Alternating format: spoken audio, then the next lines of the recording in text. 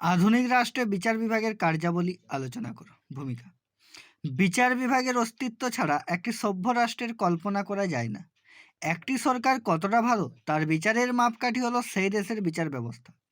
তাই সরকারের সর্বাপেক্ষা গুরুত্বপূর্ণ বিভাগ হলো বিচার বিভাগ।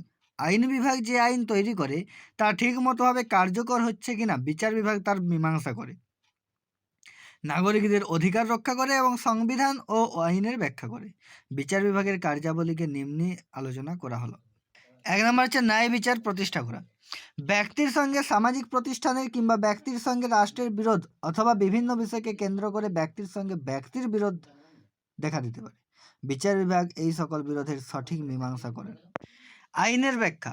বিচার বিভাগ হলো আইনের রক্ষক। অনেক ক্ষেত্রে আইনের সঠিক অর্থ স্পষ্ট নয়, ফলে আইনের অর্থ নিয়ে বিরোধ দেখা দিলে বিচার বিভাগ সেই আইনের ব্যাখ্যা দিয়ে থাকে। সংবিধানের ব্যাখ্যা। আদালত সংবিধানের ব্যাখ্যাকর্তা। সংবিধানের কোনো অংশের অর্থ নিয়ে বিতর্ক দেখা দিলে কোনো ব্যক্তি বা সংস্থা নিজের ইচ্ছা মতো সংবিধানের ব্যাখ্যা করতে পারে না।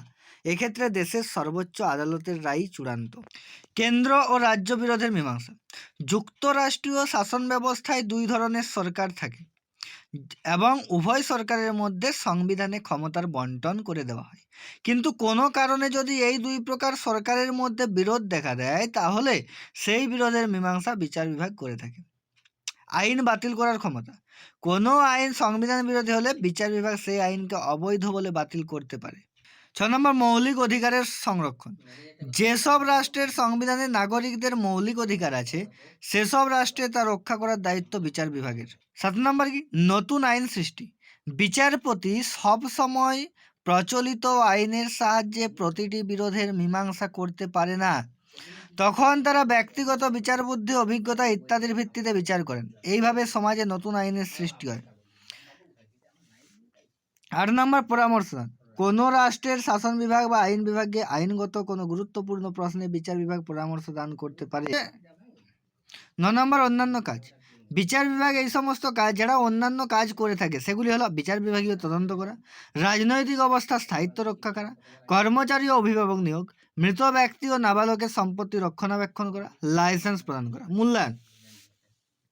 পরিশেষে বলা যায় যে বিচার বিভাগের ভূমিকা রাজনৈতিক ব্যবস্থার প্রকৃতির উপর নির্ভরশীল। পুঁজিবাদী রাষ্ট্র ব্যবস্থায় বিচার বিভাগ নিরপেক্ষতার আড়ালে প্রচলিত শ্রেণী সম্পর্ককে বজায় রাখতে চায়, ফলে সংখ্যাগরিষ্ঠ মানুষ ন্যায় বিচার থেকে বঞ্চিত হয়। কিন্তু সমাজতান্ত্রিক অবস্থায় বিচার বিভাগের উপর সংখ্যাগরিষ্ঠ মানুষের নিয়ন্ত্রণ থাকার ফলে বিচারপতিদের পক্ষে জনস্বার্থ বিরোধী রায় দেওয়া সম্ভব হয় না। তাছাড়া বিচারকদের দৃষ্টিভঙ্গি এমন হওয়া উচিত যাতে সাধারণ মানুষের কল্যাণ হয়।